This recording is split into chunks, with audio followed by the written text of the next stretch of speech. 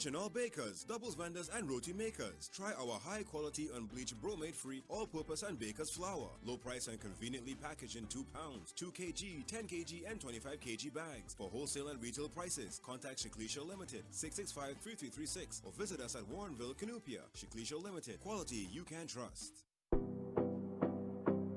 There are 2 ways to place an order. Our website, shopsmj.com, or via WhatsApp at 355-7777. Using the WhatsApp feature is both convenient and user-friendly. As with using WhatsApp, there's a choice to either text your order or place a call to a SM Jalil customer service representative. The customer service team is available and more than ready to provide any assistance you might need.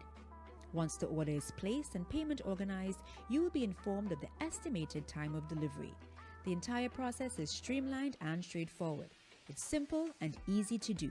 Stay home and stay safe by making use of this amazing online ordering and delivery service.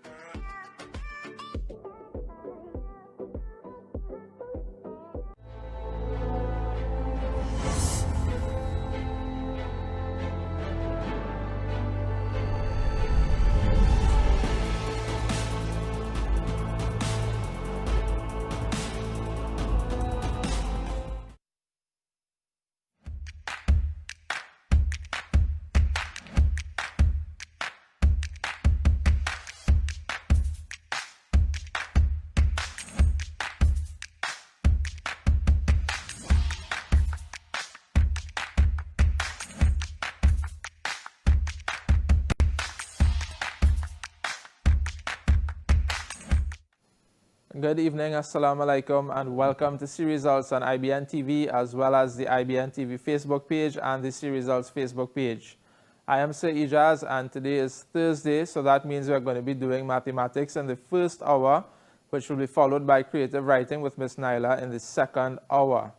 So on our last mathematics class, we actually started looking at simple interest. It was coming down to the final few moments of that particular episode, and we basically rushed it through a little bit. So I'm going to recap simple interest a little bit today, as well as tackle some more questions in it, and time permitting, we'll begin looking at some of the section 3 type questions, specifically in the number strand of the mathematics paper, right? Those are typically questions 41 and 42.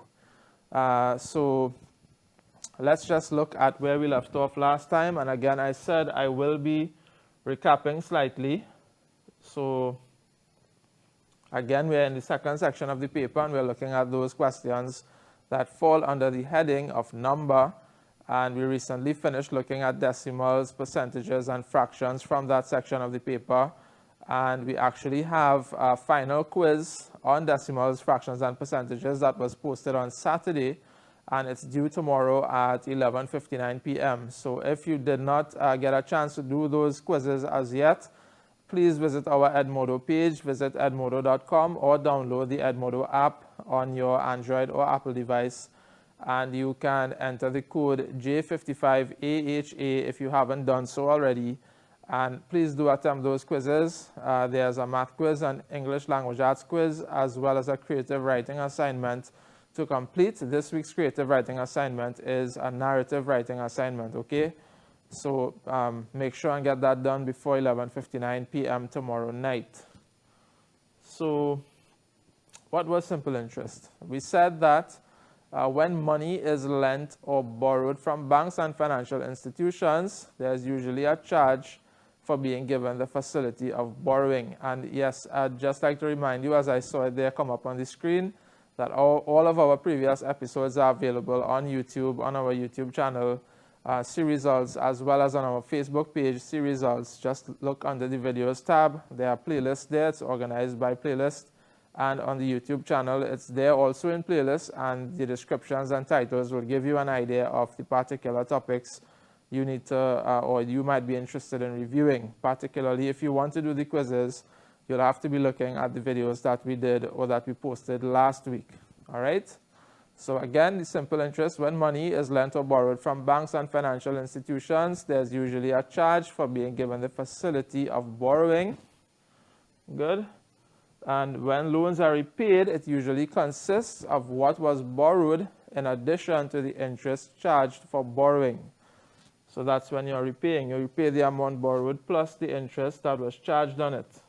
And we remind you of the terms when we are speaking about simple interest. We have the principal, which is the sum that was borrowed, the rate expressed as a percentage to calculate the interest charged on the principal, and there's also a time within which to repay, all right, and the time is usually given in years, and we'll see that it may not always be given in years per se, but it would be related to years. We will bring it back to years even if it's not. And simple interest, that is the sum that is charged for borrowing or the cost of the loan, and the total amount. When the question asks for the amount, they are referring to the simple interest plus the principal, right? So it's the total of the sum borrowed plus the interest charged for borrowing. So we were only able to look at one particular example before we ran out of time on the last episode. And just to remind you, these are the formulas that you usually should have memorized by now. I know most of you will have. So the simple interest is equal to the principal multiplied by the rate by the time, and the amount is the principal plus the simple interest. And many times you will also be asked to calculate the monthly amount, and then you will have to determine how many months within the time frame and divide that amount by the number of months, and you'll get your monthly payment, right? So that isn't listed there as a formula, but that is something that is often brought up in the questions, as we will see now. And if, again, just as a note on the time, if time is given in months, it must be expressed as a fraction of a year. So sometimes you'll take a loan on a term that is shorter than a year. So the months here, 3 months would be given as a quarter of a year. Again, that's because of our equivalent fractions. We know that there are 12 months in the year. So therefore, 3 months, we would put the 3 over 12 and reduce that to get 1/4 of a year. And similarly, you do the same for 6 months being half a year, 9 months, 3/4, 4 months, 1/3, 8 months, 2/3. And here we have an example of an improper fraction being used because it's not quite 2 years. Okay, it's a year and a part. In this case, it's 1 year, 12 months, and the 6 additional months make up 1/2 of a year. So we have 1.5 years for 18 months. And it can be done for other numbers of months as well. We just have to remember to put the number of months over 12, and we will be able to get it into the improper fraction form. Something, again, that you can refer to our YouTube channel about if you are at all shaky on those concepts. So this is your time now to assist me. The first 2 questions pretty much the basic type of simple interest question that you're going to get in the second section of the paper. And we'll look at some other variants of the questions as we move along, right?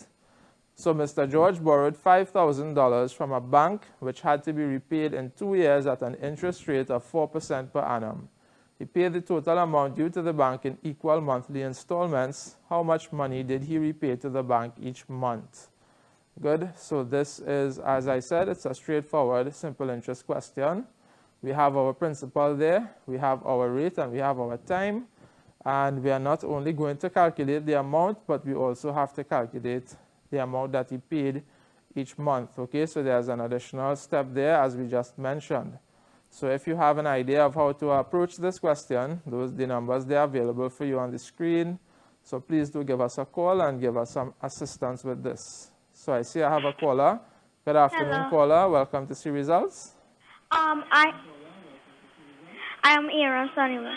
Hi, and welcome to the program. So what are your ideas for this question here? And they wanted to find the monthly installment, right? Yeah. For each month, right? Yes. So simple interest equals principal by rate by time over Yeah. 100. Okay. So what is our principal here? The principal is 5,000. And what is the rate? The rate is 4%. Good. And the time? And And the time is 2 years. All right. So now we'll be calculating what here? The simple interest, right? Yeah. Okay, so I'm giving you a moment to do that, and I want the viewers out there to also try and calculate this with us. Yes.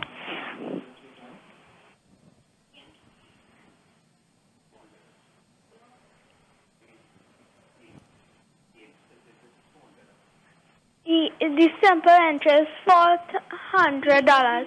Excellent. The simple interest is $400. Now, what do we have to So do you have from to here? multiply. You know you have to add 500.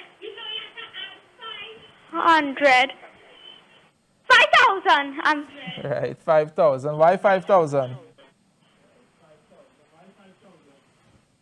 Because 5,000 is the principal, That's the right? principal. 5,000. Right, and remember the amount is the simple interest plus the principal, right? Yeah. So 5,000 added to 400 gives me how much? It'll be 5,400. Right, 5,400 or 5,400. Yeah. And now we have to calculate the monthly installment. So you tell me how many months we are dealing with here in this question. Okay, so 2 years multiplied by 12 is 24. All right, great. So we have 2 years, which is 24 months, right? Yeah. Great. You have to divide. All right, what we divide in here?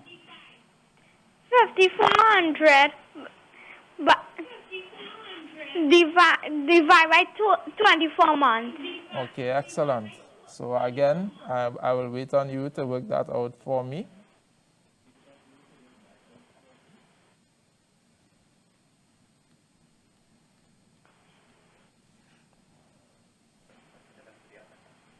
And you could just give me a second, a dividing it. Sure, no problem. Take your time.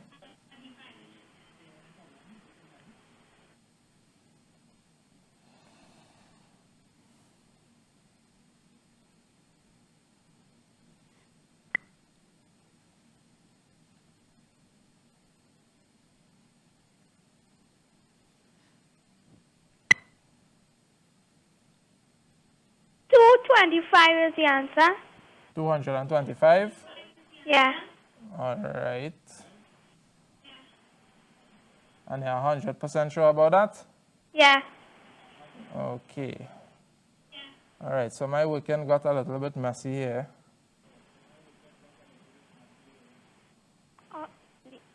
But you are correct. The answer is $225, 25. right?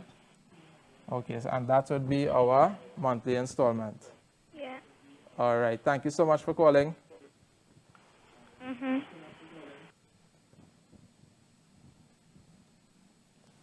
All right, so I hope everyone was able to get that 225 as their answer. Of course, you could have divided it in the long division format as well. This one tends to be easier for most students, all right? But either way is fine. The answer being $225. So just to recap, we have our principal, we have our rate, we have our time frame. We've calculated the simple interest there. Principal by rate by time, got it to be $400. And the total amount, we added the simple interest to the principal and we got $5,400.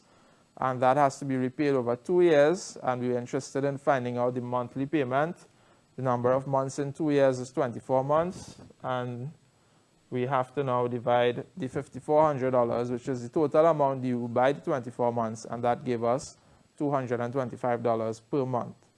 Okay, so we have one other question like this before we move on to another sort of simple interest question. So this one reads, Mr. George borrowed $5,000 from a bank which had to be repaid in 2 years at an interest rate of 4% per annum.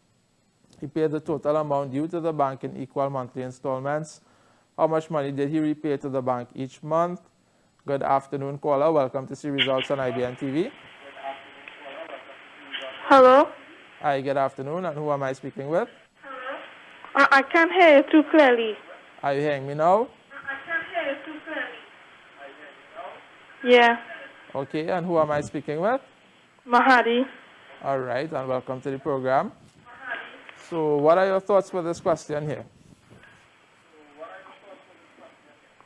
I'm reading the question. All right, so you can read it out for us, please. Mr. George borrowed $5,000 from a bank, which had to be repaid in 2 years at an interest rate of 4% per annum. He paid the total amount due to the bank in the equal monthly installments. All right, okay, caller, here's what. We repeated that slide accidentally, right? This is actually the next question here. So go ahead and read this one when it changes on your screen, right? Okay, yeah. Yeah. Mr. Gopal took a loan of $7,200 for 3 years at a rate of 6% per annum. How much of the total amount due would Mr. Gopal have to repay each month? All right. So tell me, what are you going to do now? You have to take 7,200 multiplied by 3 at 6 over 100. All right. 6 over 100. So you go ahead and give that a go for us.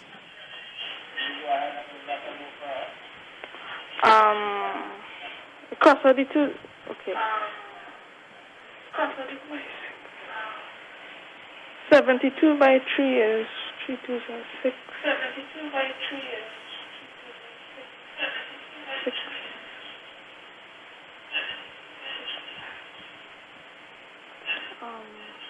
700. Oh, I'm working it out. Okay.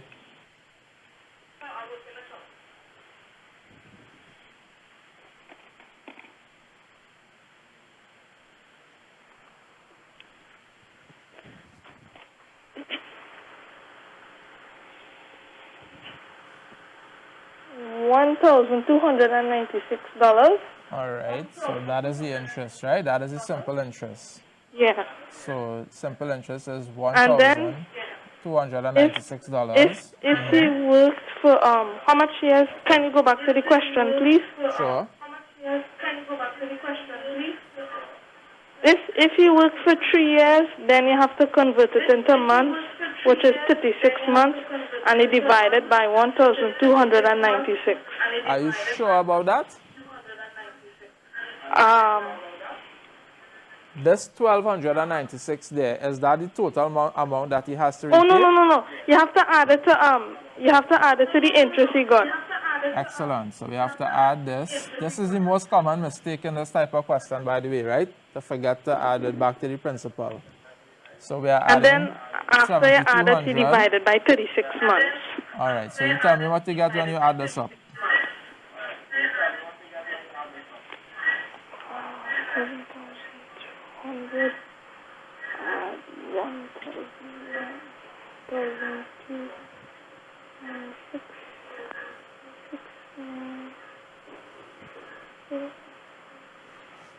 8,496. Right, and it's over 3 years, as you rightly said. So we have to divide by 36, right? Yes. Yes, sir. All right, so you go ahead. I'll give you a chance to work out that as well. I know. It's a lot of working to do on TV, but this is part of the paper we are in, right?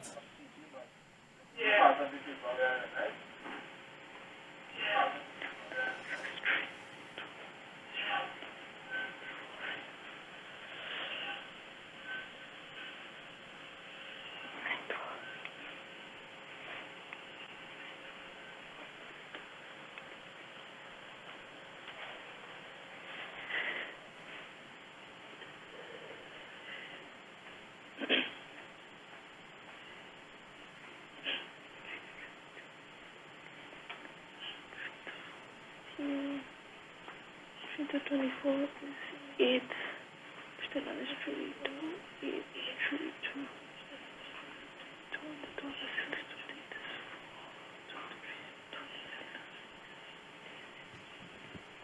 9.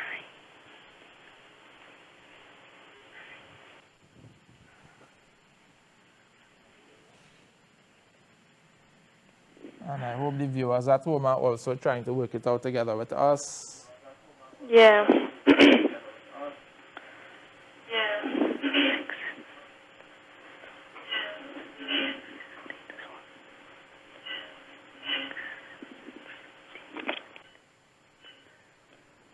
You getting close? Yeah.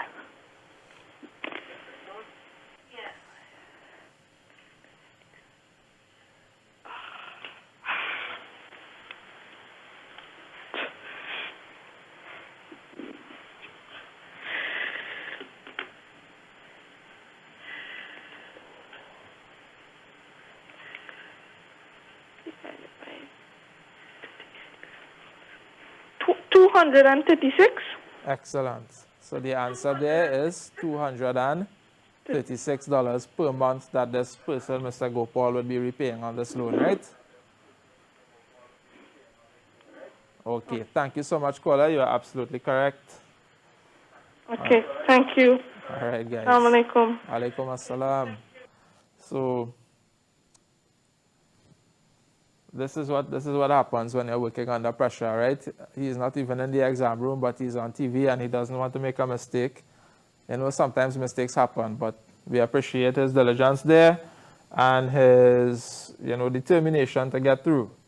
So again, a fairly straightforward simple interest question, although the arithmetic in it sometimes can be a bit challenging because you're in the second section of the paper, so they not only want to check your understanding of the concept, they also want to see if you can actually do the calculations as well, okay?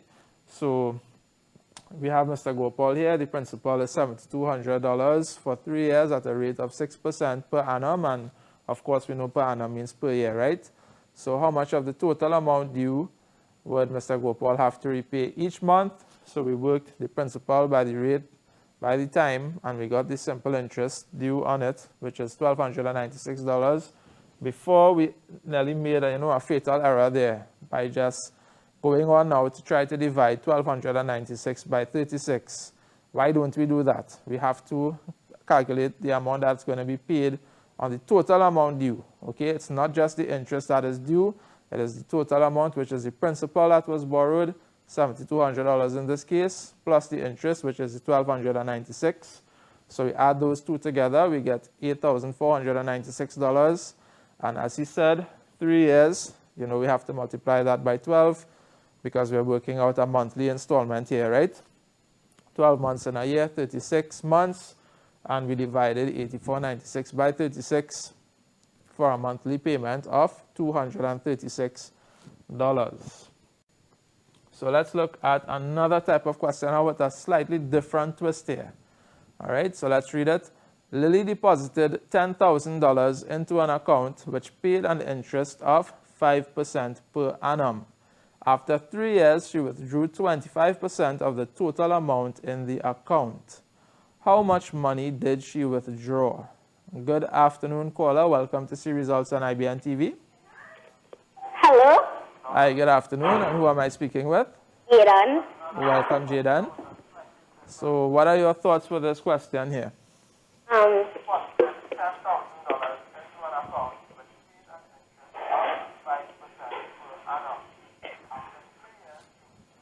Okay, so you'll need to find the simple interest. All right. Which is principal by rate by time.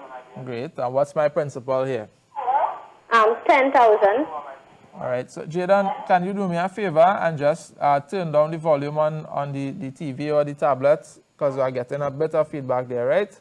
Yes. Okay. And what is my rate? 5%. 5%, right? Yeah. And how much time? 3 years. All right. So you are going to work out this simple interest here for me now on this amount, right? Yeah. $1,500.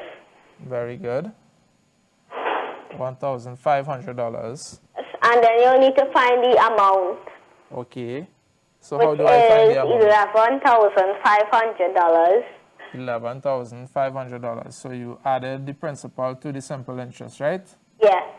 Okay. And then they say she withdrew 25% of the total amount, which will be 25% multiplied by 11,500. Right. So in this case, we don't want a monthly installment. We want to know how much she withdrew. Good? Yes. So, and as you correctly said, that is 25% of this amount here. And again, I'll wait on you to work that out.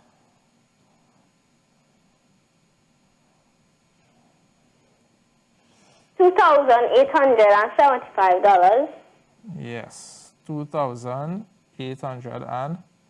$75. Yes, that is quite correct. That is the answer for this question. And of course, our viewers at home, I want you to verify that working, right? You're just multiplying 25 by 115. Thank you so much for your help, Jaydan.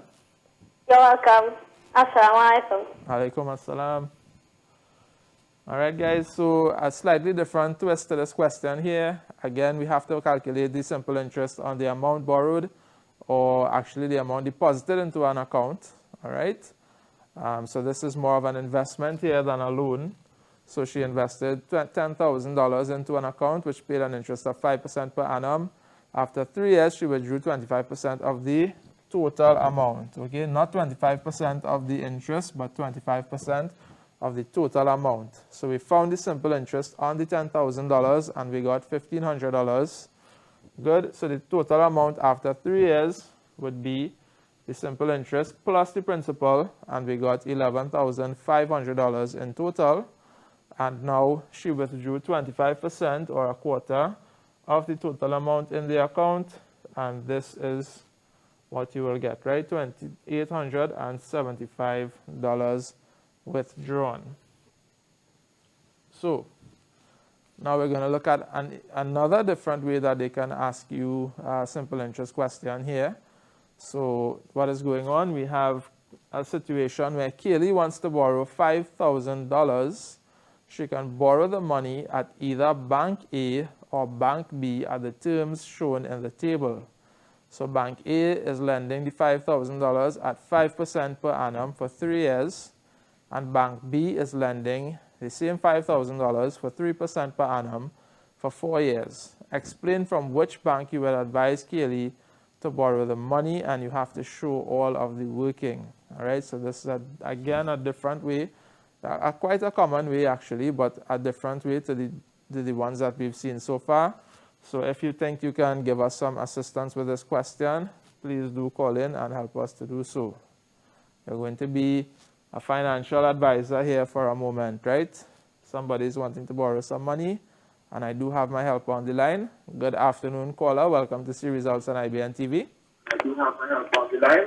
Good afternoon, caller. Welcome to See Results on IBN TV. Hello, good day. Assalamu alaikum. Alaikum assalam. And who am I speaking with? Mahadi again. Hey, welcome back to the program. So what are your thoughts here, Mahani? Pardon me? What are your thoughts for this question here? Did you get to read it? No, not yet. I'm reading it right now. All right, so read it for us now. Read it for the audience. Kaylight wants to borrow $5,000. She can borrow the money at either Bank A or Bank B. At the terms shown in the table, rate, time, Bank A, 5% per annum, 3 years. Bank B, 3% per annum is 4 years. Yes. Explain from which bank you would advise Kaylight to borrow the money. Show all working. Right. So now I want to hear your thoughts for the question now. Okay.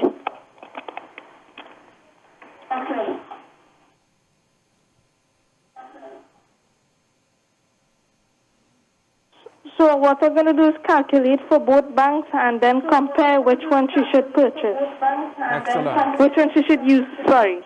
All right, so we're going to do Bank A first, right? Right. Yeah.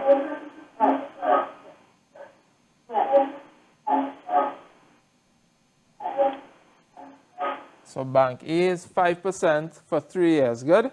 Okay. And the amount is $5,000 in both instances. But Bank A is 5% for 3 years.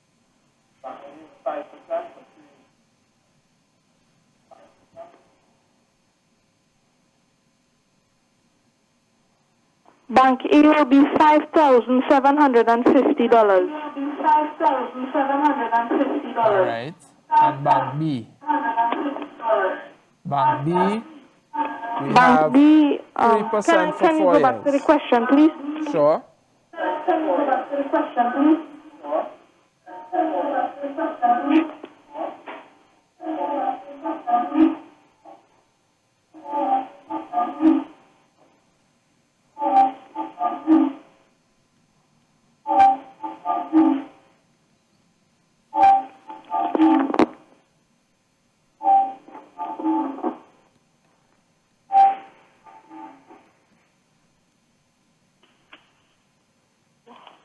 Hold on, just a second. Okay, no problem. And again, I hope that all of you at home are working along with us, right? Trying to figure this out. Which bank we should tell Kaylee to borrow from. 5,600 for Bank B. Dollars. Right. 5,600. Yes, sir. Okay. And I would have to agree with you there. So Keely should borrow from Bank B because it's cheaper. It's cheaper. Yes, sir. Is that the only reason you think she should borrow from Bank B? No, she should borrow from Bank B also too because it would cost her less money, and also she will have more time to pay for it. Excellent. She'll have more time to pay for it. It's cheaper. And because she has more time to pay for it, her monthly installment would be more or less. Pardon me? Since she has 4 years or 48 months to pay for it, would her monthly installment be more or less on the 5,600? It will be less. Yes, it will be much lower because you're breaking up less money already, $5,600, which is already smaller than $5,750. And she has 12 additional months to pay it off there, so the monthly installment will be even lower, right? Yes, sir. All right. Thank you so much. Assalamu alaikum. Wa alaikum assalam. All right.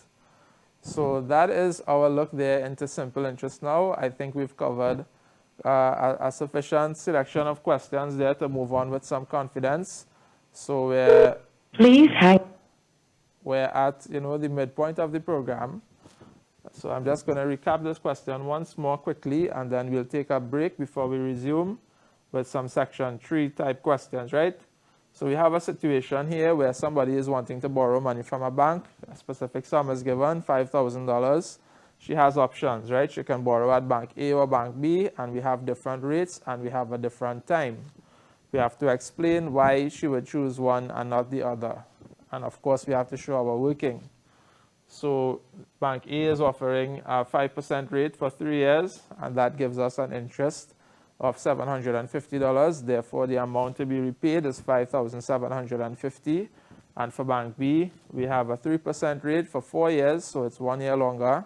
And the simple interest there works out to be $600, and the total amount due would be equal to $5,600. And our caller advised that she should go with Bank B because the cost of the loan is less and she has a longer period to pay it out over, and subsequently the monthly payment will also work out to be less than Bank A. All right, so we're going to take a little break now for about 2 minutes, and when we resume we're going to be looking at questions from the dreaded section 3 of the paper. But don't worry, we are going to give you the tools to be able to work through those problems. All right, don't go anywhere. We'll be back in a couple of minutes.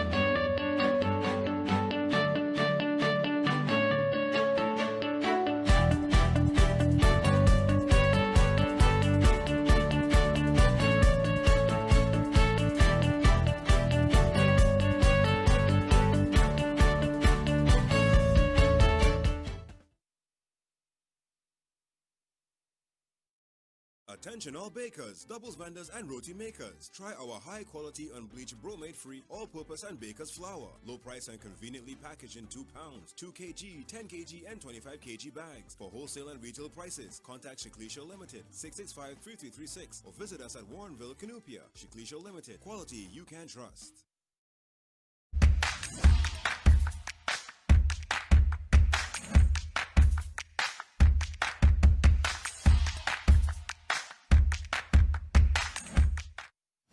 Good afternoon, assalamu alaikum, and welcome back to See Results on IBN TV, as well as the IBN TV Facebook page and the See Results Facebook page. So I actually just uncovered one more question to do here on the simple interest topic. It's a little bit different, so we're going to look at it as well, right? Purposely put this one in there because the rate, it's not a whole number, all right? So we're going to have to approach this one just slightly differently. It's not going to be too much different, but it's good to get the variety when we are practicing and preparing because any of these types of questions might come, okay?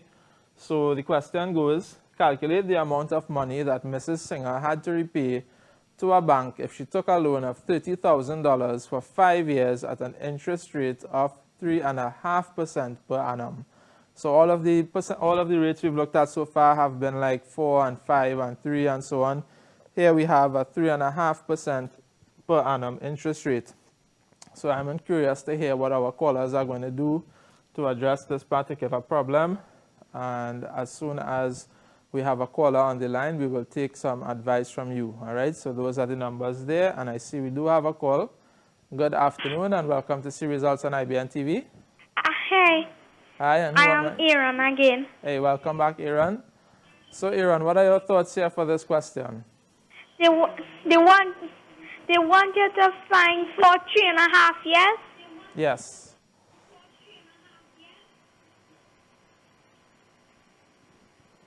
Per annum. Yes, per annum, 3.5% per annum, right? Yeah.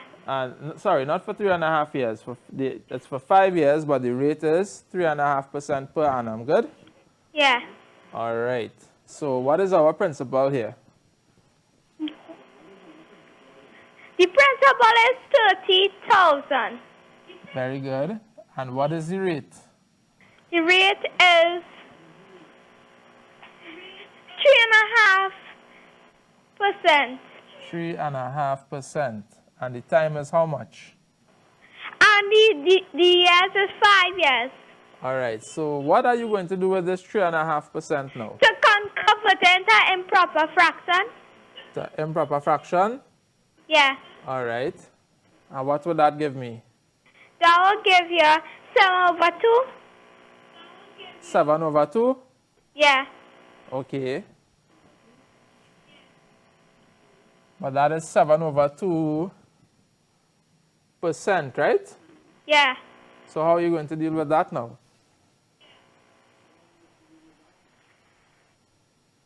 All right.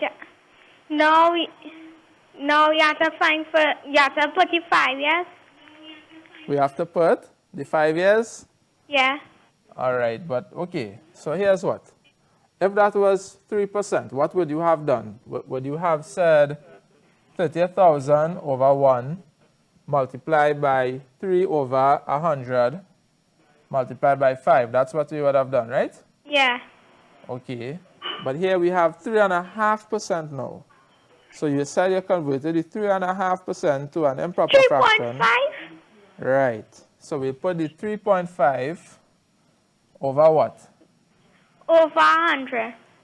Okay, good. Now, alternately, you could have put 7.5 and divided that by 100, and then you'd have gotten a different fraction to work with here, right? Yeah. But this way is a little bit simpler, and we'll proceed here with this way because I wanted to show you how we can use decimals in this as well, right? Yeah, normally when I see 3.5, I put it 7/2. Right. But now we're using it as 3.5 to simplify the use of the over 100, right? Yeah, you cross out the zeros first. Yes. Yeah, multiply 3 by 5. 3.5 multiplied by 5. 3.5 multiplied by 5? Yeah. All right. And what is that? You can give me a second to work it out now. Sure, go ahead.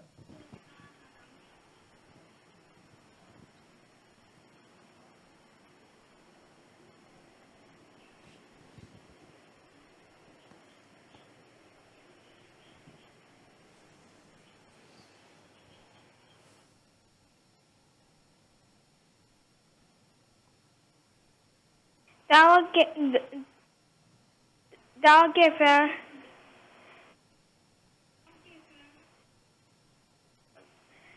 5,250.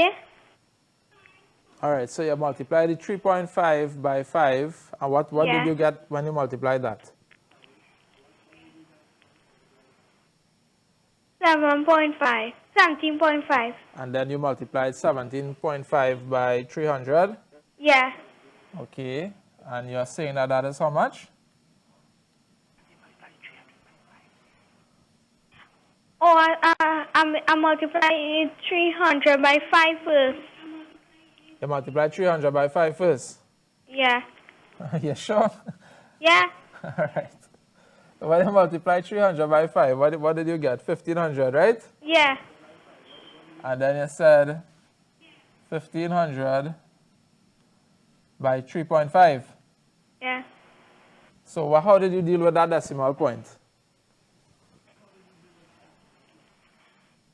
Did you move? I forget the point, right? Uh-huh. So I put in it is a whole number. Right, so you made 35 a whole number Yeah. by moving the decimal point, good? Yeah. Okay.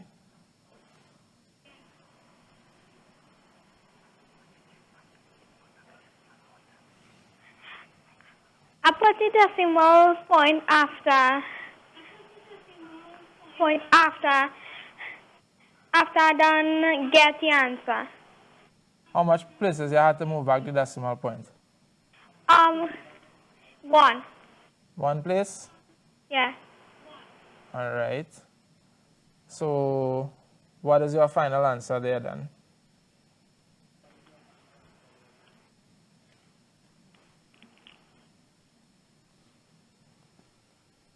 $5,250. Excellent. 5,250. 50. But what is this? What is this that we've now calculated here? The simple interest. It's simple interest. And the question wants to know, calculate the amount of money that she has to repay if she took this loan, right? Yeah. So what is the next step now? What do we know about calculating the amount? The amount to be repaid. Anything You springs to mind? have to add 3,000. We have to add 30,000, right? Yeah. All right. And when you add that to 30,000, what will you get?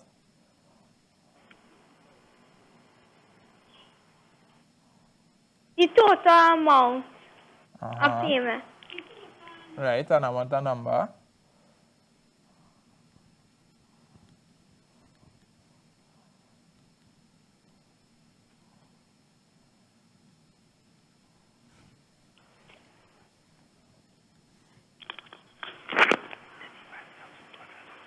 $35,250. Excellent. So in all, this is what you'll have to pay, right? $35,250. Good? Yeah. All right. Thank you so much for your help. Yeah. All right. Okay, callers. So thank you so much for your assistance in this simple interest exercise that we've done today. And like I said a little while ago, we did several varieties of questions that can come under the topic of simple interest. So let's just look at this one last time, right? So we have, I know it was a lot to do for this particular question. So we have calculate the amount of money that Mrs. Singer had to repay to a bank if she took a loan of $30,000 for 5 years at an interest rate of 3.5% per annum. So we have our principal and we have our rate here. Now, as our caller was about to do, the caller said to convert this 3.5% into improper fraction, right? And that gave us 7/2. But remember, it's not just 7/2, it's 7/2 out of 100. So you'd have to say 7/2 divided by 100, or 7/2 multiplied by 1/100, and then you would have gotten the rate as a different fraction here when you work that out. But to simplify matters, we know that 1/2 is the same as 0.5. Good? So we can use our knowledge here of decimal multiplication and proceed in probably an easier fashion. Maybe you would have liked to have divided 7/2 by 100 and moved on from there. That is fine. I'm just giving you a simpler method here, and I'm sure many would agree, right? So 30,000 multiplied by 3.5 over 100, multiplied by 5, cancel those zeros there, multiply the 300 by the 5, we got 1,500, and we are multiplying that now by 3.5. But what we did was we moved that decimal point one place to the right, so we multiply now $1,500 by 35 instead, right? And we got 52,500, but we have to move our decimal place now back one to the left, and our final answer for the simple interest is $5,250. Good? So the full question is the total amount that you'd have to repay. So we have to add that simple interest to the principal, and we got a total of $35,250, and that is quite right. So now we're going to move on to the number type questions from the final section of the paper, which is section 3. All right. So here we just have questions 41, 42, 43, 44, and 45. Those first two questions, 41 and 42, are on topics that fall within this strand. We have looked at questions in the third section from the others as well, from measurements and geometry and statistics. And, this is basically one area of the paper that we haven't looked at as yet. So we're going to spend some time doing that. We don't have a lot of time again today, but we'll look at 1 or 2 questions today. We'll look at some more questions on Monday, and then you'll see how much more we can cover from all the different areas of the paper in our remaining time, right? So, as we said, in this final section, there are always 2 questions in the number strand, 41 and 42, and here's an example of one such question. So let's take a read. It's a very wordy question. Jonathan earned $980 in a particular week. He worked 8 hours per day from Monday to Friday at $20 per hour. He also worked several hours on the weekend, for which he was paid overtime.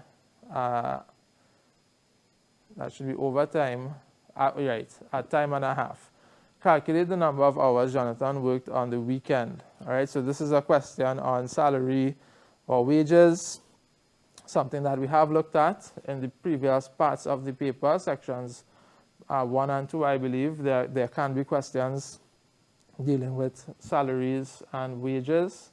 So we're going to take the assistance of one of our callers after they've read this question. This one is not a terribly challenging question, but as we'll see as we move through some more questions from this third section, they can tend to get a bit tricky in the final section of the paper. So this is what he earned in a week. We have the number of hours that he worked per day, the number of days he worked, and we know the rate at which he was paid on the weekend, right? So good afternoon, caller. Welcome to See Results on IBN TV. Hello? Hi, good afternoon. And who am I speaking with? Hello? Yes, good afternoon, caller. Are you hearing me? Yes. And who am I speaking with? Iran. Hey, welcome, Aidan. How are you doing? Good. It's been a long time we've heard from you. Oh, yeah. All right, so nice to have you back. So what are your ideas here, Aidan? Did you get to read the question? Yes, and plus I get to finish work it out. All right, well, that's pretty quick. So let us know what you did there, Aidan. Okay, so if he worked 8 hours per day from Monday to Friday, which is 5 days, Yeah. I found out how many hours he worked 45 days altogether, which is 8 by 5, and you'll get 40. Okay. Yes. Hello? Yes, I'm hearing you. Okay, so he worked 8 hours per day from Monday to Friday, which is 5 days. So I found how many hours he worked 45 days altogether, which is 40 hours. Right. And this is from Monday to Friday, right? Yes. Okay, so that's one thing out of the way. What did you do next? And then he worked $20 per hour. Right. So 40 hours altogether he worked in one working week. Good. So it'll be 40 by 20 and he'll get $800. $800? He'll get $800 for working. Right, very good so far. And then they said he was paid overtime at time and a half on the weekends. Right. So what does that mean? It means that it is 1.5 the normal working rate. Okay, and what was the normal working rate? $20. Nice. So what is 1.5 of $20? $50. I mean, $50. Right. $50. Yeah. Very good. And then you have to subtract 800 from 980. Right. So he got $980 for that particular week, and he got $800 regular pay, right? Yes. And so therefore he got $180 in overtime pay, right? Yes. Right, and you already established that he was paid at $30 per hour for that overtime. So how do we figure out how many hours he worked in overtime? It will be the overtime rate divided by $30. Okay, so it'll be the amount of money he earned overtime divided by $30, right? Yes. Okay, and what is that? 6 hours. All right, and that would be absolutely correct, Aidan. So thank you so much for calling and for rejoining us, right? It's nice to have you back. Yeah, you're welcome. All right.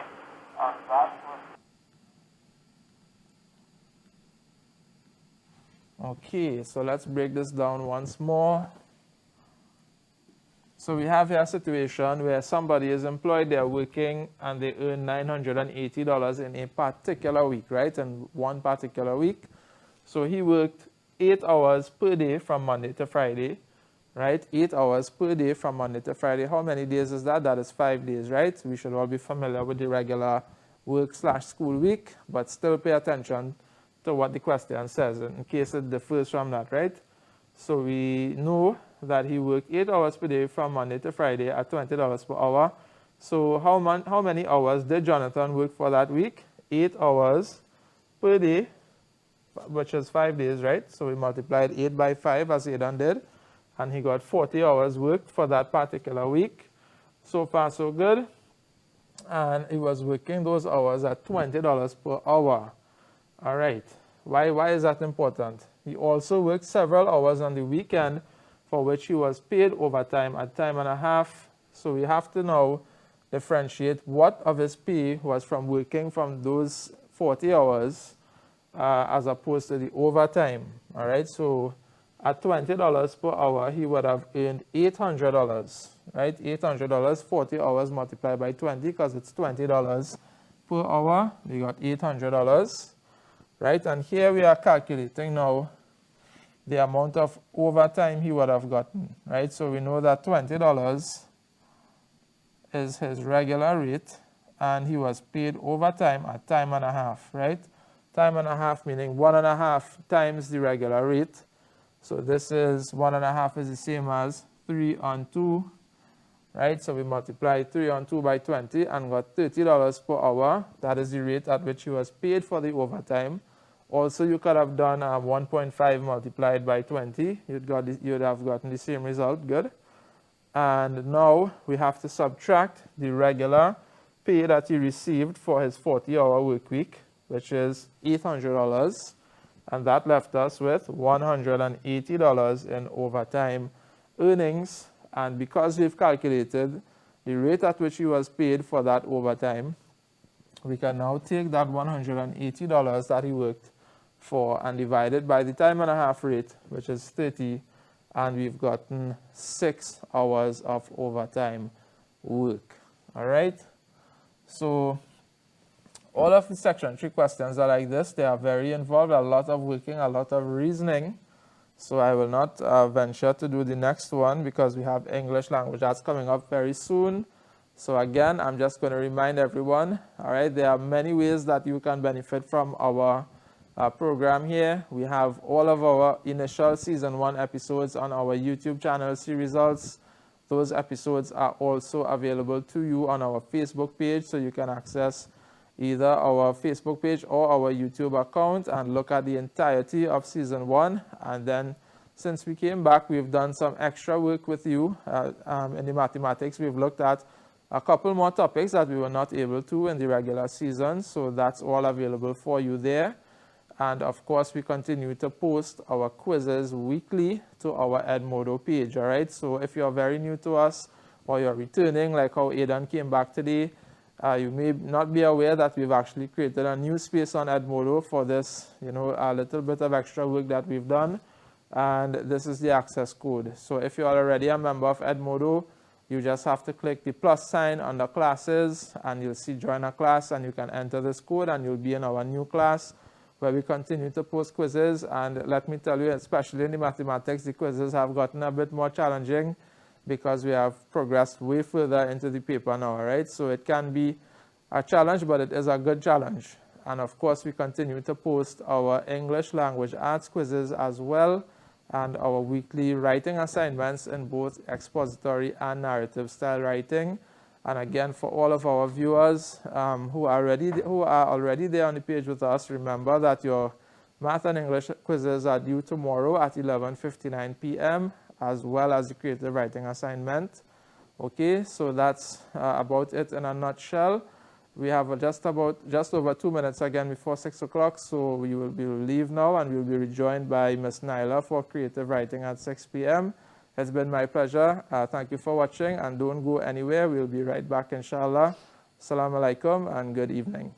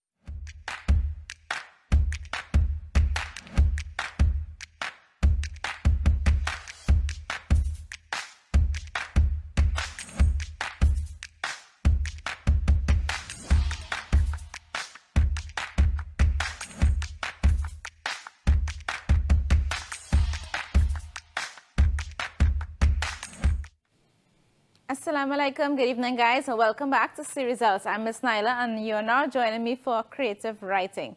So welcome to all of our viewers and those of you joining us on our live stream on Facebook via the See Results page or the IBN TV 8 page. Welcome guys, I hope you're having a great day despite the weather this afternoon, but some of us, we love the rain, okay? And we are here to help you get ready for that SCA exam. So we just completed mathematics with Sir Ijaz, and now what we're going to do, we're going to look at a couple submissions from the Edmodo class for last week's creative writing assignment. And that creative writing assignment was an expository piece. So each week we are changing, right? So we had a narrative submission, we had an expository piece. This week again we have narrative. So what we want you to do, ultimately, of course, master both types of writing. You don't know which type you will be getting or will be tested on for the SCA exam. So, of course, you need to be prepared for either. So that task, let's just read the instructions. I'll read a couple of the submissions from our Edmodo class, and I will share a bit of information again about the class, for example, our class code and what the class is all about a little later at the end of the program. Just in case, you know, those of you who joined us for the first time and you're not a part of our new Edmodo class, you will become a member, okay? A couple of things you need to remember when you're writing an expository piece, right? And as we are going along and reading the submissions, we will be identifying errors. We may take a couple calls for students to help us identify some of the errors they are seeing, what they think about the submission, you know, ways to improve it, and so on.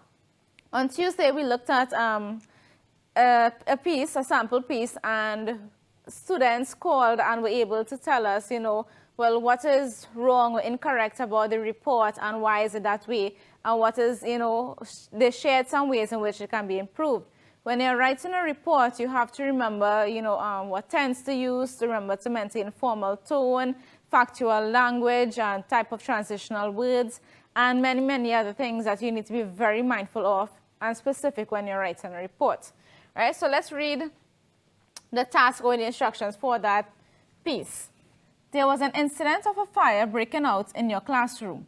Write a report to the principal on what occurred. Write details on date, time, and location, the cause of the fire, the damages that were done, how the situation was dealt with. Right, so let's look at the topic a little bit closer. So we know that the incident has to be one that includes a fire or speaks about a fire breaking out, and where? In your classroom. So pay very close attention to your topic, right? What your instruction is, what they are telling you, what they're expecting from you in your writing. These are things that they are looking out for. They specifically reminded you, right? They are not asking you to include date, time, and location. Remember, in your rubric, you are marked, right? In your content, you are marked for this information. So here, this acts as a guideline, right? And of course, as a reminder for those of you, you know, how to start your report. This is often one of the ways in which we follow, right? The format, the cause of the fire, damages that were done. So these are the details they are looking at, right? How the situation was dealt with. So bear in mind your rubric, you know, what your rubric entails. And we did a refresher with rubrics last week, I believe it was, with both narrative and report style writing. So that should be fresh in your minds, okay? So let's go ahead and read this piece. On Friday, 13th May 2018, a fire broke out in Miss Jenny Parker's classroom. The incident occurred at 10:30 in the morning on the compound of Park Primary School. The persons involved were Steve James and Louis Jones. All right, so let's analyze here. Remember your introductory paragraph, ideally, this is the information. It must have your date, your time, your location, and the persons involved. And what is important when you're speaking about persons involved, of course, that is given the first name and the last name of the persons, right? So far in the first paragraph, we have all information that is required, and sentence structure is fine. We do understand what the writer is saying. Moving on. At approximately 10:30 in the morning, Steve James took a box of matches and handed Louis James. Louis struck a match and set his desk ablaze. Miss Parker directed all pupils out of the classroom. Next, the smoke alarm sounded in the classroom. All students and teachers evacuated the school and gathered at the muster point. The teacher did a head count of all pupils. The vice principal called the fire officers and alerted them about the situation. Miss Parker, so just an error here, Miss Parker, right, instructed John Barry to alert two janitors, Mr. Larry Singh and Austin Lee. When the janitors arrived, they used fire extinguishers to extinguish the blaze. So let's just go back to this line, when the janitors arrived. So we don't need a comma. after when over here, right? So when the janitors arrived, comma is fine. They use fire extinguishers to extinguish the blaze. So here the writer is going on to give a little bit of detail, exactly as to how the fire began, right? Let's move on. After 15 minutes, I want you to also pay attention to punctuation. That is really important. As you know, you are awarded 5 marks for punctuation, grammar, mechanics, and so on, right? And we are also looking at transitional words and phrases. So here, after 15 minutes, comma, that is fine, great use of transitional phrase. The fire was put out, right? The 4 desks at the back of the class were burnt in the fire. When the fire tender arrived, the main officer inspected the area and declared the fire extinguished. Miss Maria Hill, the vice principal, thanked the officers and the fire tender left. The vice principal, Miss Maria Hall, and I'm just going to pause there a second and I want you to pay attention to this. A lot of students make this mistake, but however, the students did it correctly. Miss Maria Hill, comma, the vice principal, comma. Right? Remember, this is an example of nouns in apposition. When you're using 2 nouns next to each other, you need to be mindful of your commas in play. So Miss Maria Hill, comma, the vice principal, comma. So that is correct. Okay, so I want you to pay attention to that. The vice principal, comma again, Miss Maria Hill, comma. Now, just be careful not to leave out those commas. Often, we leave them out, not paying attention to them, okay? So let's just read again. The vice principal, Miss Maria Hill, accommodated the pupils and gave them the computer lab to use as a temporary classroom until the desks were replaced, right? So of course here, if maybe when you were reading over, they did not come across that repetition there, right? But I do urge you guys, when you are submitting, please read your reports or narrative line by line, okay? You will be able to detect that if you read it probably a little slower, right? It does pass us by sometimes, but try to be extremely careful. Steve and Lewis were questioned by Ms. Hill about the fire, right? Pay attention to subject-verb agreement here. This is a great example. Of course, it's correctly done. Steve and Lewis. So your subjects, you have 2 subjects, Steve and Lewis, when joined by and is followed by a plural verb, right? So this is correct. A lot of times we make the mistake or error, Stephen and Lewis was questioned. So it is in fact correct when students use the were. After hearing the situation again, comma, Ms. Hill called the boys' parents. 10 minutes later, again, use of transitional phrases. The both parents arrived. The vice principal explained the incident to them. The parents agreed to pay for all damages. Steve and Lewis were suspended for 2 weeks. Lastly, both pupils, accompanied by their parents, exited the school compound. Right? So we don't need the second comma here again. So both pupils, accompanied by their parents. Actually, lastly, both pupils, accompanied by their parents, comma, exited the school compound. Finally, again, use of transitional word. The vice principal called an assembly and informed the entire school body about the incident. She also stated that no students are allowed to bring matches on the school compound. Then she dismissed the pupils to begin the afternoon session of work, right? So she also stated that no students were allowed, right? So I do understand here that they are speaking in present tense because this is something that is ongoing, right? This is a rule that they are reiterating or reminding students about. Just bear in mind in your report, stick to past tense. Your report is based on something that has already happened, so therefore we need to use past tense. So this piece was submitted by Natisha Mohammed. Very well done, Natisha. She adhered to the guidelines of her report writing, right? She followed the rules of subject-verb agreement, factual language. We can see use of transitional words and phrases well executed, right? Appropriate use of transitional words, and so on. So overall, Natisha did a great job. So this here was one of the better pieces, or submissions. And this is what I want students, to be able, or how they should be able to write. A lot of students, and we will read a couple pieces that, need to improve.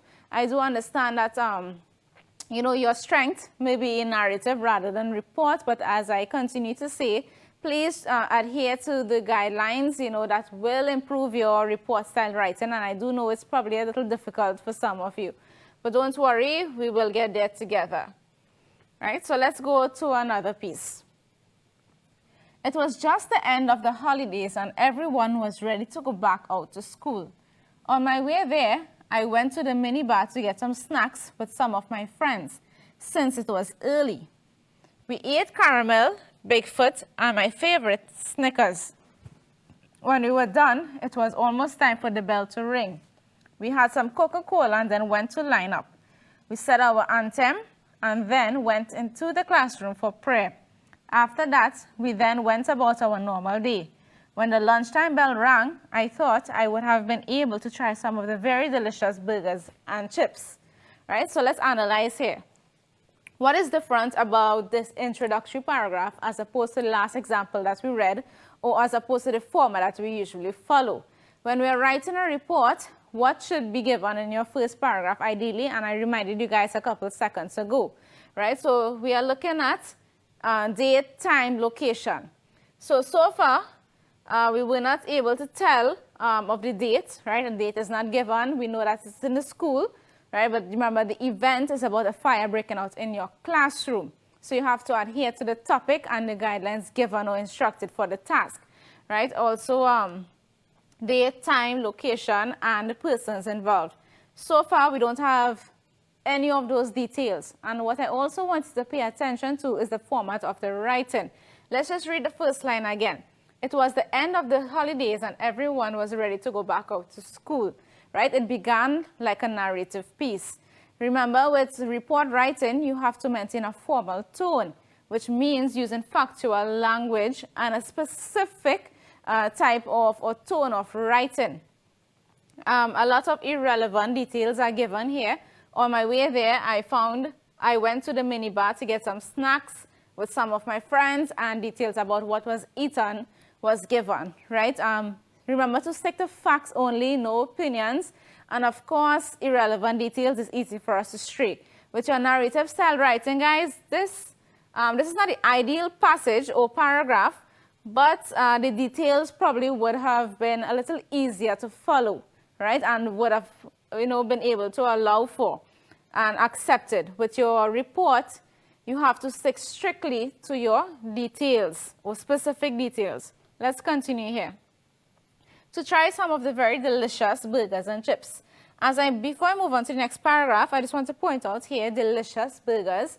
With report writing, what do we also stay away from? Unnecessary use of adjectives, right? So we don't need to know that the burgers were delicious. I just want to point out also, this is an opinion, right, about the burgers being delicious. No opinions, no adjectives. They had, but then suddenly there was a warning in the school about fire in my class. The bell rang 5 times, and we were soon brought to the front of the school walking to the park. We hoped everything was intact. Because of the fire, we were worried our books could have been burnt, right? So no use of punctuation except for your periods, right? So we're looking at the use of commas specifically here, and a colon if necessary, right? A lot of run-on sentences as well going on. I did see a transitional word. We passed it somewhere, but remember, with your transitional words, there are specific transitional words for report style writing, and then there are those that we use for narrative writing. And of course, there are some that overlap. We then were brought some of the scrumptious burgers, which tasted excellent. Again, opinion and use of adjectives. Thankfully, the firefighters were able to pull all of the fire, but a lot of damage was made, including the desk being burnt, the walls dilapidated, some book bags destroyed, the teacher's table broken, a lot of damages were made, right? So were made, that's incorrect, right? Were done, right, would have been fine in our particular classroom. Since so much damages were made, the school raised money to make repairs by having their 20th annual bazaar, right? So this here, I want to just point out that this is an example of what not to write or a format not to follow.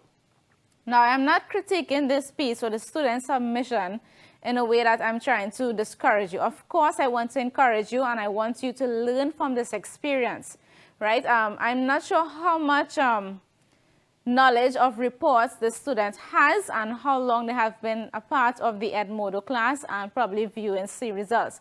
I did mention, however, so if the student is watching, that if you know you are struggling with report writing and you do need additional help, I did ask that you send me a private message and I will be happy to assist you, right? And, you know, help you along the lines with the guidelines of report writing, what to do and what not to do. And generally, when we are grading expository pieces or even narrative pieces on the Edmodo class, we give feedback, right? So sometimes if I say the feedback, follow guidelines for reports, I am saying that because to list out the 20 guidelines for report writing, and that's a ballpark figure, to list out that, you know, different guidelines for report writing, that's going to take me a long time, right? Of course, we have all the videos available for you on our YouTube channel and on our Facebook page, right, where it's easy for you to find and to follow. Even up to Tuesday last, we looked at the guidelines, right, and how to use them when you are writing a report. So any additional help that you may require when you are writing a report, area of weaknesses, for example, students sometimes send a message and they ask, right, you know, well, what is my feedback and how can I improve on those things? I will be happy to help you, you know, areas of weakness. And also what I want to show you here, the topic here was to write about a fire that broke out in your classroom, right? So your details supposed to surround that idea. Here, it got a little bit lost, right? So too much irrelevant details were given about food and friends and, you know, other things other than the actual incident, right? So if you spoke a little bit more about the fire, that would have been great as well, right? Focusing on the main idea of the task. So let's read another piece here. On Thursday, the 30th of March, 2020, at approximately 1 o'clock in the afternoon, there was a bushfire caused by protesters against races in Port-au-Prince, Haiti. Port-au-Prince Government School was near the bushfire, which caused the school to be affected by the fire in the classroom. Mrs. Apple on the lower levels. All right, I'm going to stop there. Couple things going on here. We have spelling errors. Also, remember, a plus or a positive that I want to point out before I go on to those critiques. We have the date given, so date is given, that is fine. Time is also given, right? We have one person so far involved, and so date, time, location, a school. But look at the context in which this is written. Yes, it's a creative idea, but I want to show you how this fire was created. There was a bushfire caused by protesters against races in Port-au-Prince, Haiti. Port-au-Prince Government School was near the bushfire, which caused the school to be affected by the fire in the classroom. So here, your idea is not exactly clear. I'm having a little bit of difficulty following exactly what you are trying to see. Whenever you are listing out or giving us your ideas, however you are writing it, ensure that the reader, you know, doesn't have to think twice about what they are reading. So I wouldn't have to go back to this paragraph and read it 3 times to understand exactly what you're trying to tell me or how was the fire caused, right? Try to be very specific and straight to the point. Let's move on. At promptly 1:30, opposition leaders called for a nationwide push to block the streets from the protesters. Port-au-Prince Government School fire alarm had gone off and the students evacuated. The lower levels of Port-au-Prince Government School got on fire, right? So notice the use of words also plays an important part in how you phrase your sentences. After a few minutes, that should be a comma there, the firefighters and police officers approached the scene. We're just going back to that point about the firefighters and police officers.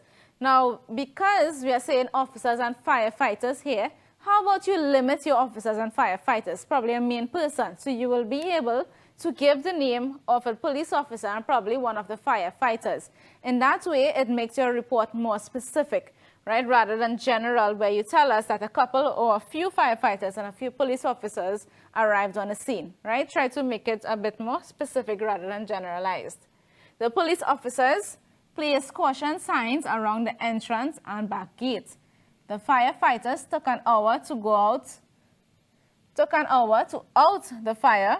During that time, so we have an extra comma here, so during that time, comma would have been fine. The students' guardians, so should have apostrophe after that S, came for them. The different standards were given assignments to do. The students were told that school would reopen the following week. The school supplies were burnt except for the upper levels of the school, which was not burnt. There was a lot of water which left a scent. The students of the standard 4 and 5 were told to write a report to their principal, who was absent that day, about what occurred. Right? So this was submitted by Zadie Pascal, and we do applaud Zadie for efforts and trying and use, you know, some positives here. So use of transitional words, being able to write a full report and trying her absolute best, you know, to tell us about the fire without being too descriptive, right? So of course that is a plus.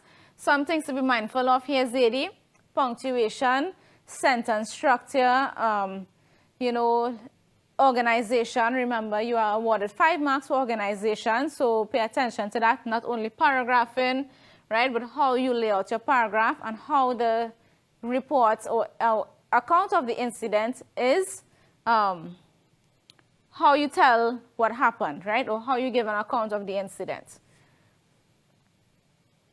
Good. So we read a couple pieces so far. We saw, you know, some students were able to execute a report, you know, with little errors or few errors, and then some of you, many of us actually need to work on reports a bit more, right? That style of writing, a lot of students say that's a little more difficult for them. But if you keep practicing, and I'm going to keep repeating, following the guidelines and the many examples that we have been doing, it's going to become easier for you, right? What I have noticed is that students are not following the format, right? Remember, the format is there for you. So if you go back to any of our slides on report style writing, you will see the examples that were given, right? How we laid out some of the sample pieces where the introduction was, how the body was structured, and how the conclusion was given, right? The use of transitional words, how we sequence the details, what details did we use in the report, right? How to keep it specific, right? All of those things are very important. So let's move on to another piece here. On Thursday, 12th June 2020, a fire broke out at the Londonville Government Primary School, located on the Caparo Valley Brasso Road. The fire took place in the school's science room on the eastern side of the school. At the time, the building that housed both infant classes was empty, right? So we need capital letters for proper nouns. Let's look at some pluses here. We have the date given. So far, no time, but we will get to that shortly in the second paragraph. That's fine, right? We have location, good, and or we don't have names of persons involved in the incident so far, right? So those are some of the key things we are looking for in the introductory paragraph and how to make a standard introductory paragraph. Let's move on. At about 9:30 in the morning, that should be a comma there, right? During the math class in Standard 5, at about 9:30 in the morning, during the math class in Standard 5, the fire alarm sounded. So we are now given a time. Miss Janet, good, the teacher, comma, good, use of punctuation marks here, nouns in apposition, gave the orders to evacuate. The students lined up in twos, right? We need an apostrophe mark. Then they made their way to the assigned muster point, where the rest of the school, including the infants who were in the music room, joined them. Next, the teachers each made a head count to ensure that no one was left behind. In the absence of the principal, the vice principal, Miss Mary Alley, phoned the fire brigade station that was located in a nearby town. Within 15 minutes, good use of transitional words, comma, a fire tender arrived with 3 firefighters. In addition, again, comma, an ambulance accompanied the fire engine. Firstly, the men began to hose the burning building and the surrounding areas. According to the firefighters, the wind had helped the fire to spread. After putting out the flames, they focused the water on the roof and walls of the adjacent structures. In half an hour, the fire was contained. 10 minutes later, it was extinguished. However, the firemen kept wetting the building to prevent the fire from reigniting. The infant department, with its furniture, right, so IT apostrophe S here is short for it is, right? So if we are reading it is here with it is furniture. So it's, right, should actually be ITS, was demolished. Books and stationery were damaged. The other 3 buildings were saved. No one was allowed near the affected area that was taped off. Eventually, at 11 students, so I'm assuming this is still morning here, right? You could still put AM, that's fine. Students with their teachers were sent, right? So were sent to their classrooms. So eventually at 11, students with their teachers that should be accommodated were sent to their classrooms. However, the 2 infant classes were relocated in the music room and the library respectively. Right? So there were no injuries, no fatalities except for Danny Dolan, who fainted at the muster point. He was attended to by the paramedics. So sometimes when you guys don't structure your sentence properly, it makes reading difficult, just as I fumbled there a bit, because the sentence is not flowing smoothly. He was attended to by the paramedics, right? So you can see what I'm talking about there. So ensure that you read over your paragraph. Tim Barker. Then taken to the sick bay. His parents were contacted. Finally, at lunchtime, both the fire truck and ambulance left. Some parents who had heard of the fire arrived at the scene. At that point, the vice principal, with the permission of the district education officer, allowed students to accompany their parents. The rest of the school population was dismissed at the regular time. The infants at 2:30 in the afternoon and the standards at 3 p.m. The cause of the fire remained unknown. Of course, this was submitted by one of our very dedicated and diligent students, Alex Bastille. Okay, so Alex, overall, good job, right? Great use of transitional words. You included, all the details that were necessary. A couple things, you could have left out 1 or 2 details. Your report is a bit long. Remember, you don't have to make your report as long as a narrative piece, right? Maybe you were writing, got caught up in your writing, but some details could have been left out. And then, of course, you must also reread what you have submitted. That plays an important role, or fluency plays an important role in understanding what the person is trying to say, right? Use of punctuation marks. Sometimes we use commas or overuse commas, right? If you're having a bit of trouble remembering how to use a comma or when to use a comma, go back to our rules and punctuation or rules of punctuation, specifically the comma use, how to use the comma, right? Or even a simple Google search is going to help you, right? So try not to overuse your comma here, there, and everywhere, right? So I'm just going to pause there a second and tell you about our Edmodo class. Now, this week's assignment is actually a narrative piece. So on our Edmodo class, which the code is to the bottom of the screen, simply visit www.edmodo.com, right? And, sign up if you don't already have an account with us. You simply have to enter that code to the bottom of your screen on our C results class. Now we have an old class and we have a new class. This is the code for our new class. Those of you who have been with us since last November, you would also know about that class, right? We know it got a bit crowded and we are trying to work on that a little bit. Each week we post quizzes for the content delivered, so mathematics, English language arts, and creative writing. So here you have a chance, to show us or even to show yourself, what you have learned, right? Parents, you can also be a part of this great platform, educational platform, monitor the progress of your child, monitor, the work that is being given and how they are responding to it. look at their areas of weakness and, of course, the strengths, right? And try to improve on what is giving your child a little bit of difficulty. With the creative writing, I'm seeing that, not a lot of students are submitting as they will submit with the mathematics or English language arts. Now, that's a bit difficult because we want to see your progress, right? We want to be able to help you guys. So for those of you struggling with report-style writing, you're probably a bit ashamed, but that's fine. Remember, the mark is only for you to see. Only you will be able to see your mark and your feedback, right? We do show some of the submissions here. We show ones that are very well done, some, that are okay, and then some that needs to be improved.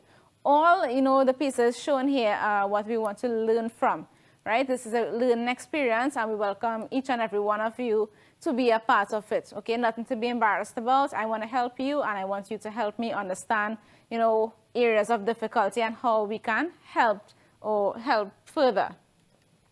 So I'm going to move on to the next piece. Let me just see. Right, and before I move on, actually, it's almost time for the Maghrib Adhan, so we're going to take a quick break for the Maghrib Adhan. When we come back, we're going to continue with those submissions. I will even take a couple calls. What I want you guys to do, call me and let me know, what are you struggling with? How can I help, or what areas can I help with? So if it's the introduction or even the body about details, you have or a mental block about forming details or which details are relevant to your report, maybe use of transitional words, your conclusion. So any part of a report that is giving you problems, you have a couple minutes to think about it. And when we open up the phone lines, I want you guys to tell me, how can we help, right? So stay tuned with us. We'll be right back.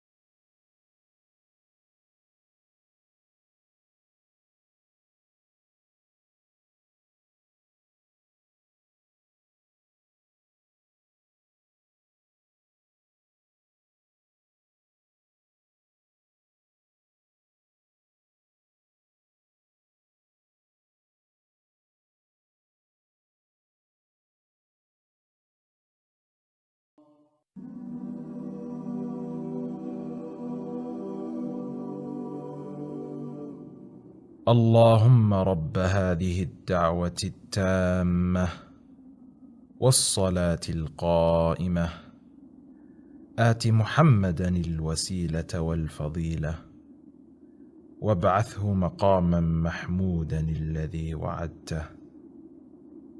O Allah, owner of this perfect call and owner of this prayer to be performed, grant Muhammad the right of intercession and superiority, and send him to the best and highest place in paradise which you have promised him.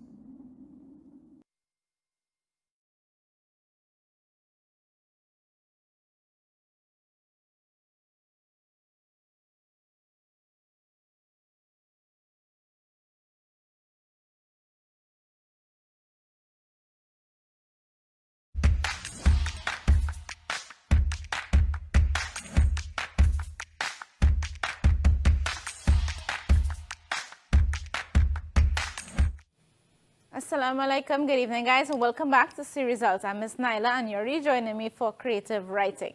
So just before the break, we looked at a couple sample pieces and submissions from our class, students of our Ed Model class that is, and we're going to continue reading some more pieces. Now I did mention that we're going to open up the lines, but I will do so in a couple minutes after reading the submission.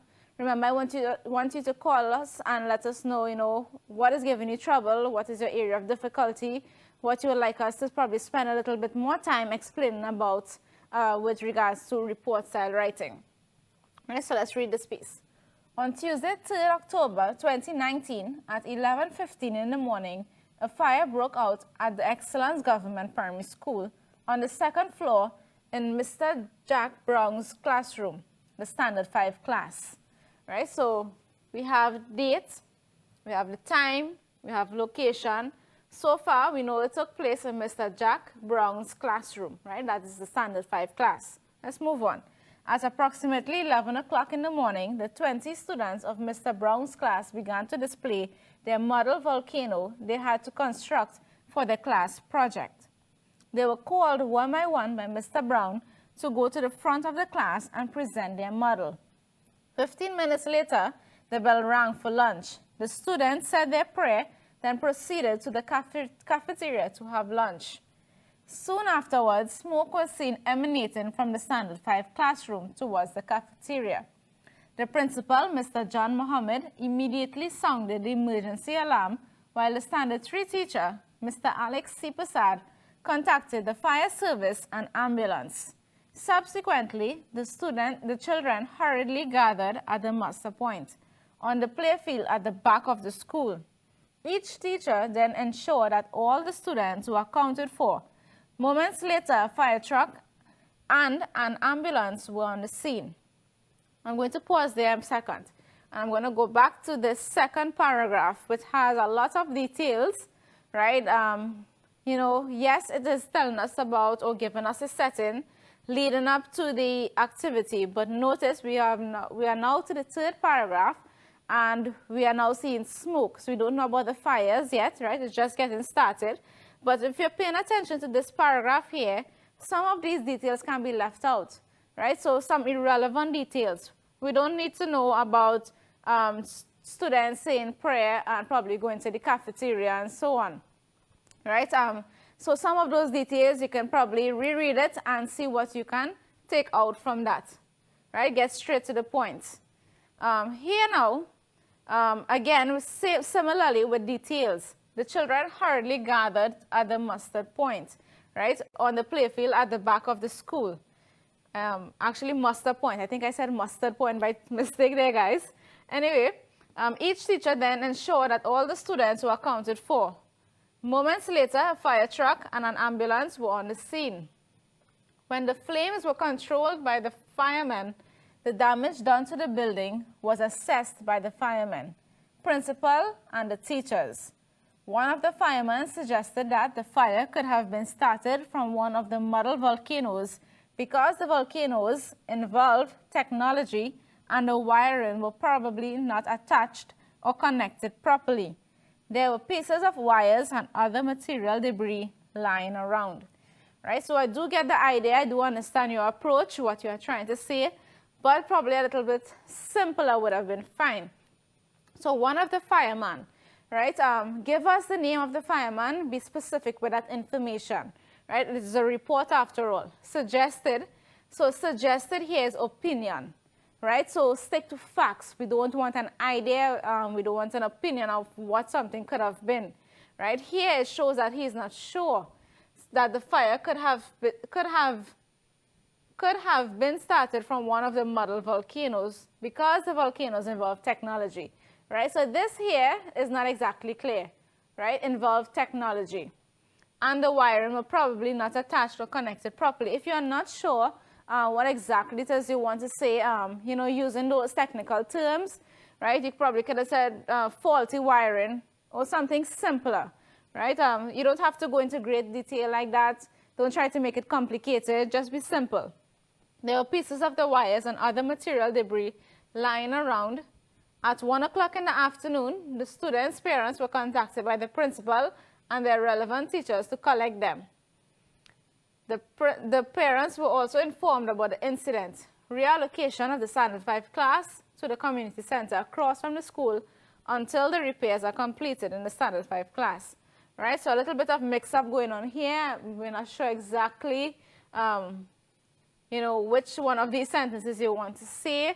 Remember to read over. We are seeing this problem. Probably this is about the third time we came across this, where, you know, that could have been rectified if you simply read over your paragraph.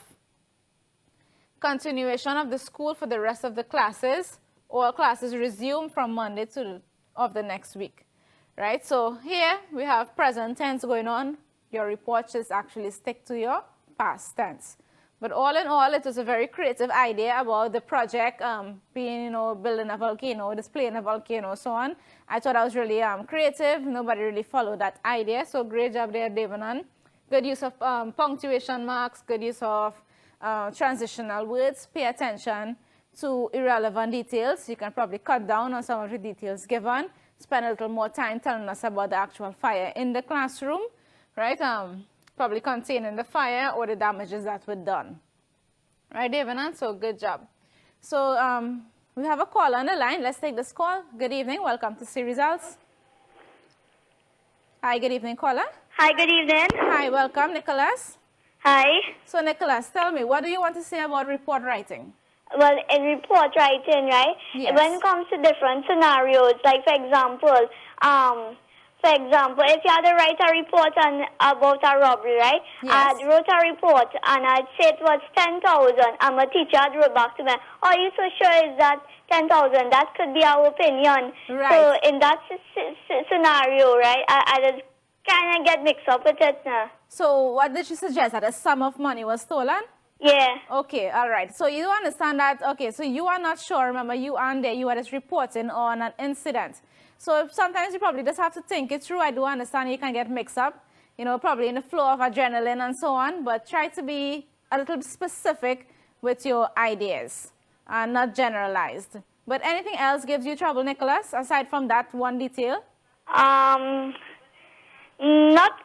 Not really, you know. Okay, all right. So so you prefer report writing or narrative style writing? Which do you prefer? I prefer report writing. Okay, good job. You are not part of our Edmodo class, are you? Yes, I am part of the Edmodo class. Do you submit reports? Well, the last one, where the report, I didn't submit it. All right, I'll probably look out for the next one, right? Are you there, Nicholas? Yeah, I'm still here. Okay, no, I'm just kidding. It's okay if you don't, because I know you do your work and you're a regular caller and so on. I'm just kidding, okay? Yeah. All right, Nicholas, thank you so much for calling. Okay. All right, guys, let's see if we have another call. Good evening, welcome to See Results. Good evening, caller. Okay, so the numbers are up on your screen, guys. If you want to call, probably share an experience with us, just as Nicholas did, or probably ask a question. We'll try to work around that for you, okay? Let's move on to another piece. On Wednesday, the 10th of June, 2020, a fire broke out in the classroom. The incident took place in Standard 5R.R of the Princestown Presbyterian Primary School. The fire broke out at 40 minutes past 9 o'clock in the morning. Two students, Paul Green and Mark Brown, lit a fire in a classroom. We have dates, we have time, location, persons involved. Right, I'm just going to read this line. The fire broke out at 40 minutes past 9 o'clock in the morning. Right, 40 minutes past 9 in the morning would have been fine as well. Right, as a result of the incident, Paul and Mark were suspended. Yannick Williams of Standard 5R.R. witnessed the incident. So, I do want to applaud, and I believe this was written by Yannick Williams, the exceptional use here of including himself in the report. Notice, right, while including himself in this report, he did not use that subject pronoun I. Instead, he used his name, which was very well done, right? With report writing, we try to stay away from subject pronouns such as we or I, and this is a great way to do it by simply putting your name, right? So if you witness an incident, just as Yannick did, he put in his first name and his last name. Great job there, Yannick. Firstly, the school bell rang at 9:30 in the morning to signal the recess dismissal. Students proceeded out of the class excepting Paul Green, Mark Brown, and Yannick Williams. Paul and Mark sat at the front of the classroom in the same seat, and Yannick Williams sat at the back of the classroom. Right? So here you don't need to include your last name, but that's fine even if you did. Right? Yannick would have been fine because you gave us a surname earlier. Paul and Mark were holding a box of matches and took out a match. Next, at 9:40 in the morning, Paul and Mark took a piece of the toilet paper and set it on fire. Paul and Mark then took an empty sheet of paper and lit it on fire. Paul proceeded to the whiteboard and started to melt it. Mark then went to the left side of the whiteboard and melted the whiteboard. A fire started to burn at the teacher's table. The fire then grew, causing Mark and Paul to evacuate the classroom. Subsequently, Yannick proceeded north to the principal's office at 9:50 in the morning. He informed the principal, Mr. Stephen Joseph, about the incident. Mr. Joseph then contacted 3 persons on the school's phone. Yannick exited the principal's office and he observed that the classroom was set on fire and the students evacuated the block. Right, so here, this last detail that you were given here, initially you said that the classroom or the board and the teacher's desk was on fire, right? So this is a little bit repetitive, right? And then you said that the students evacuated the block. Which students are you referring to here, right? Is it not only those 2 students mentioned, or is it like the entire block, right? I'm a little confused by that. Finally, at 10 o'clock in the morning, a fire truck arrived at the school and extinguished the fire. Paul Green and Mark Brown's parents arrived at the school and transported them home. Mr. Joseph held an emergency assembly at the school's auditorium. He reiterated the school rules from the Code of Conduct. The assembly concluded at 25 in the morning. Right, so again, be clear, read over, just check for errors. Yannick, this was really well done. It's short, straight to the point. Probably could have shared a little bit more details about damages that were done. We know that teacher's desk was damaged and the whiteboard, but if anything else, probably was damaged as a result of the fire. Right? Also, good use of transitional words and punctuation marks. Right? Straight to the point. We have a caller on the line. Good evening. Welcome to See Results. Hello. Hi, welcome. We have a caller on the line. Good evening. Who is calling? Good evening. Hi, good evening. You are live on See Results. Hello. Good evening. Hello. Yes, can you hear me? Yes. Who is? Have a caller on the line. Yes. Who am I speaking with? I'm here for the show. Yes, you are live. You are speaking to Miss Nyla. And Yes. what's your name? What's your name? Are you there? My name is Alien Charles. Okay, and what would you like to share about report writing? My name is Alien Charles. Would you like to share anything with us about report writing? Okay, I'm not hearing that caller too well. So I'm just going to go on to a final. Are you there?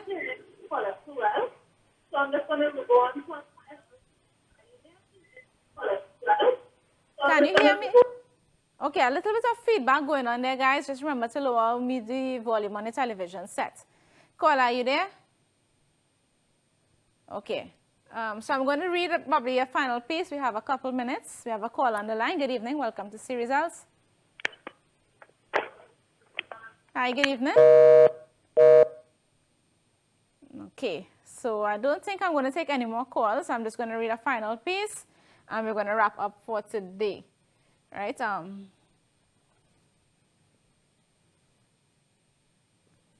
At approximately 11:45 a.m., an incident took place on Wednesday, the 6th of May, 2018. The incident took place in the Raindale High School's compound, room 28.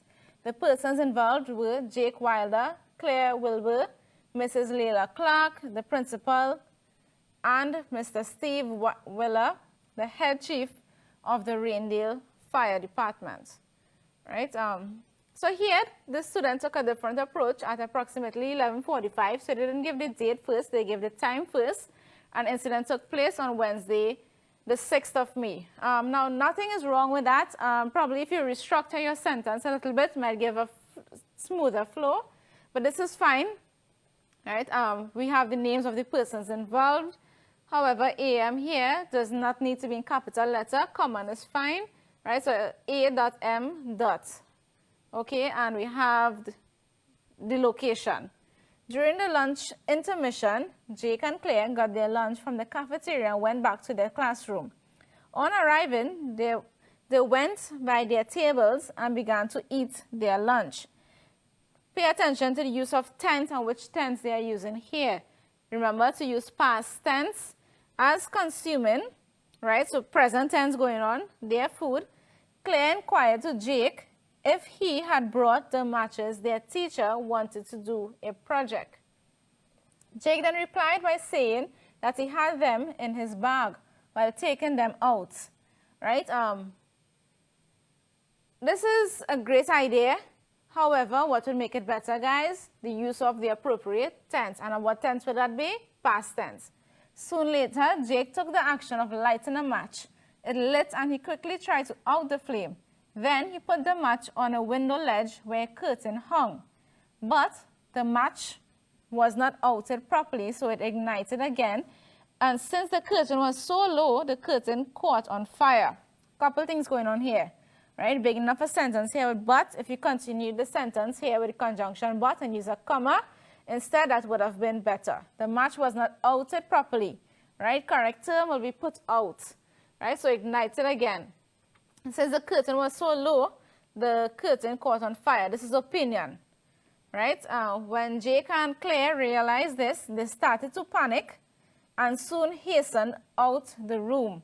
Soon the smoke detectors around the school rang due to the smoke from the fire, and the principal, Mrs. Layla Clark, good use of commas here, demanded everyone to proceed out of the school to get everyone to safety.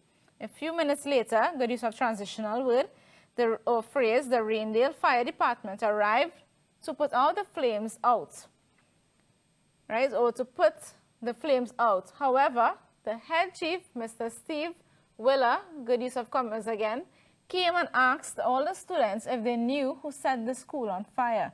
Then Jake and Claire stepped in front of the students to admit their mistake of lighting the match. Mr. Willer then told them that they could have harmed or killed themselves or other pupils in the school. Afterwards, Jake and Claire stated they would never do it ever again. I'm going to pause there. The fire or the breaking out of the fire, the incident is supposed to occur in the classroom, right? So when you are reading your topic on the day of SEA, use your pencil, draw a line or underline the key terms, right? Or what your question is specifically asking you for. All in all, Jake and Claire were suspended from the school for 2 weeks and would have to pay for the repair that was being done to their classroom. Then Mrs. Clark declared, right, spelling error here, that neither lighters nor matches would be allowed in the school premises and would be expelled if found with either in possession. Right, so according to the report here, and I'm just ensuring, right, that the incident took place near a window ledge with a curtain, right? And this was in the cafeteria. So I'm just double checking here. On arriving, they went back to their tables and began to eat their lunch. Or actually, as consuming their food, Claire inquired to Jake if he had brought the mattress their teachers wanted to do a project. Okay, so my error here, right? So the incident did in fact take place in the classroom. It lit and quickly tried to out the flame, right? So where the curtain there was caught on fire. So that is how the damage, or that is where the damage took place here.